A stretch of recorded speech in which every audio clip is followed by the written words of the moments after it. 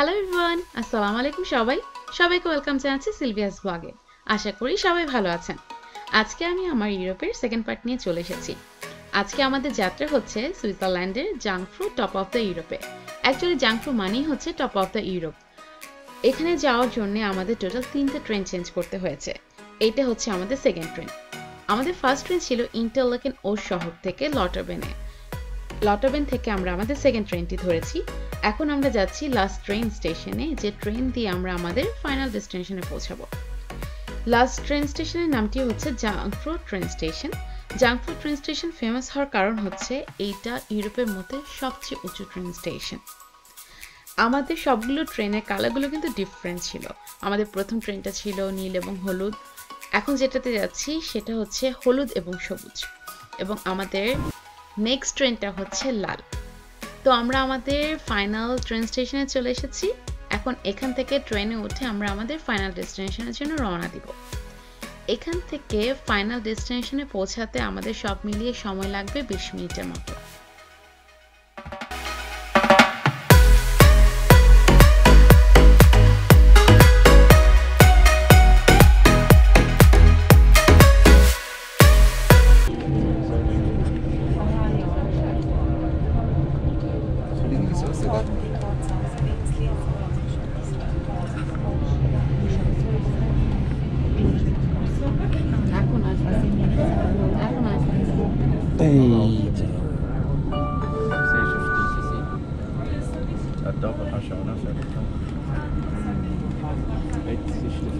এটা অনেক উপরে, আরো উপরে যাচ্ছে আমরা। এটা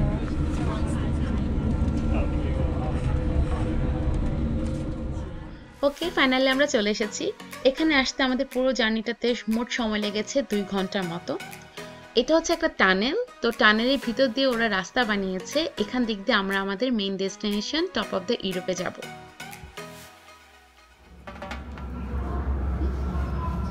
এটা একটা টানেল, বুঝছো? এই টানেল দিয়ে আমরা ওই স্পিংস, এই টানেল দিয়ে আমরা স্পিংস টপে যাব, অবজারভেশন টাওয়ার। ওকে,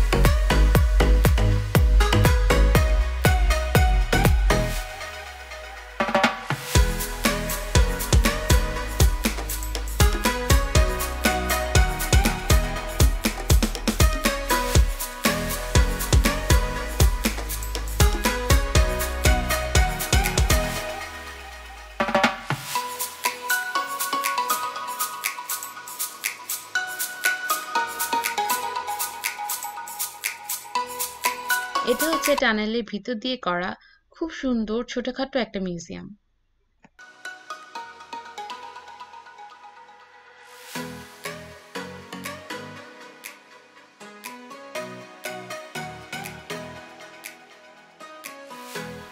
এটা হচ্ছে জাংফ্রু টপ অফ দ্য ইউরোপের ফার্স্ট পয়েন্ট।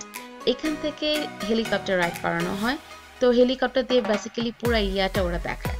তো আমরা এখানে এসেছিলাম হেলিকপ্টার রাইড করার জন্য, কিন্তু এসে এত বড় লাইন দেখে পরে আর ওয়েট করার ইচ্ছা হয়নি। পরে আমরা সেকেন্ড পয়েন্টে চলে গিয়েছিলাম।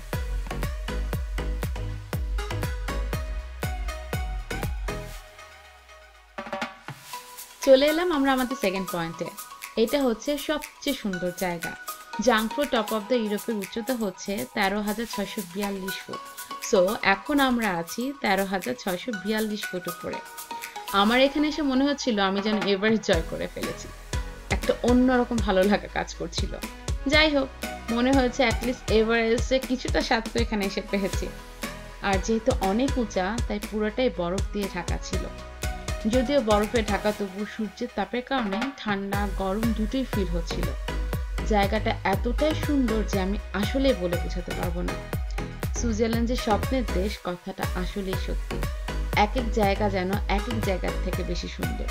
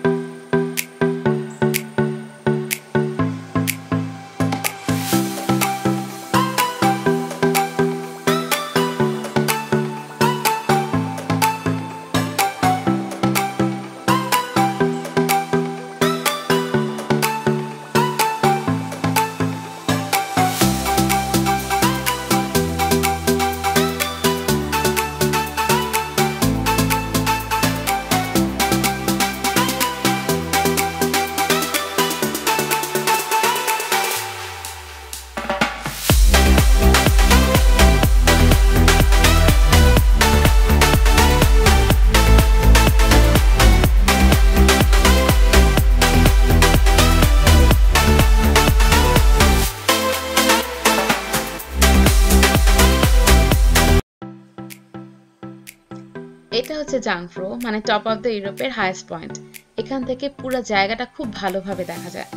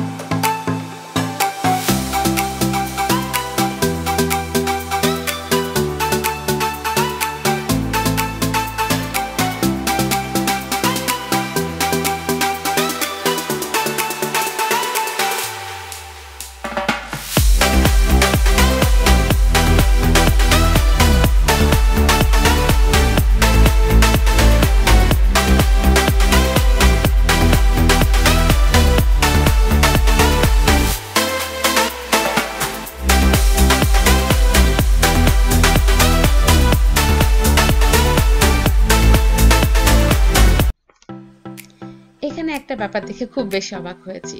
এখানেও দেখলাম মানুষ সুতা, কাপড়, চাবি যে যা পাচ্ছে তা দিয়ে মানত করছে। ব্যাপারটা দেখে আসলেই অনেক অবাক হয়েছি। যাই হোক, মনে বিশ্বাস বলে কথা। কথায় আছে না, বিশ্বাসে মেলায় বস্তু, তর্কে বহুদূর।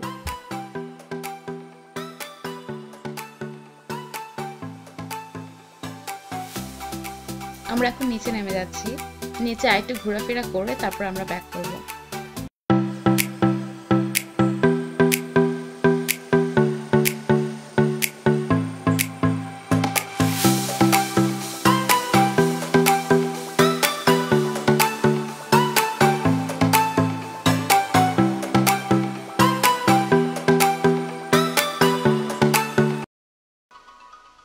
জাংফ্রো টপ অফ দ্য ইউরোপ ঘোরাঘুরি শেষ।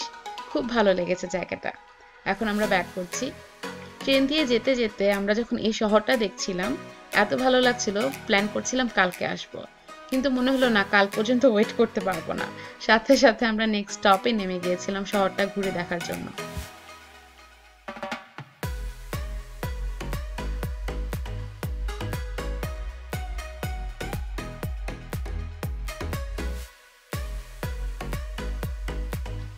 এই শহরটার নাম হচ্ছে গ্রিন্ডেলওয়াল্ড।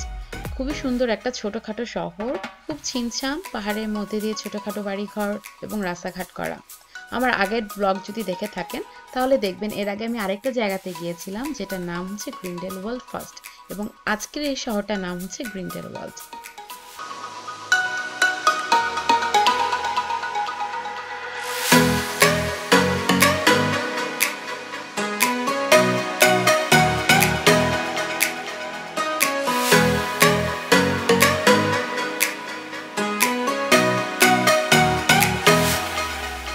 ওই দেখছো দুইটা পাহাড়, ওইটা বা পাশেটা তুমি, ডান পাশেটা।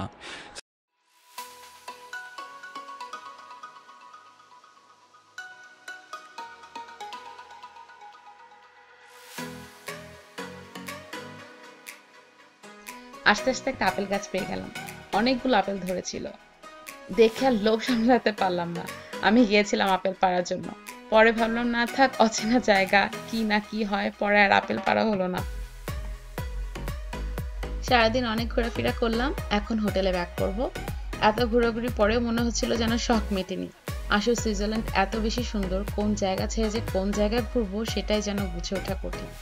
যাই হোক, আমার ভিডিওটি যদি আপনাদের ভালো লেগে থাকে তাহলে লাইক, কমেন্টস এবং সাবস্ক্রাইব করে সাথে থাকবেন, এবং পরবর্তী ইউরোপের ভিডিওগুলো পাওয়ার জন্য আমার চ্যানেলটি সাবস্ক্রাইব করে পাশে রাখা বেল আইকনটি প্রেস করে সাথে থাকুন। ততদিন পর্যন্ত ভালো থাকবেন। আল্লাহ হাফেজ।